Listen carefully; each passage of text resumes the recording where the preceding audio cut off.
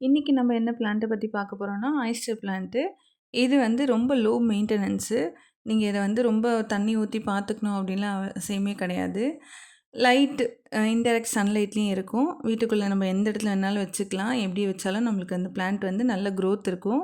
இது propagate method வந்து இதோட ஸ்டெம்ம கட் பண்ணி தண்ணீல போட்டு வச்சு, ஒரு 6 டூ 10 டேஸில எடுத்து பார்த்தீங்கன்னா, அதுக்கு வந்து வேர் வந்திருக்கும். அத வந்து நம்ம நார்மலா வந்து இது வந்து வீட்டுக்குள்ள வைக்கிறதுனால நம்மளுக்கு நெறைய சாயிலும் தேவைப்படாது. அடியில நீங்க தேங்காய் நார் அந்த மாரிலாம் போட்டு கூட அது மேல சாயில் போட்டு, நீங்க அதுக்கு மேல இந்த செடிய வைக்கலாம்.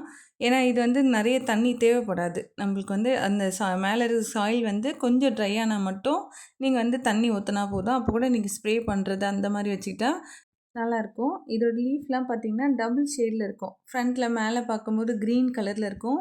பேக் சைட்ல பார்க்கும்போது ஒரு வயலட் கலர் அந்த மாரி ஷேட்ல தெரியும். பார்க்கவே அழகா இருக்கும்.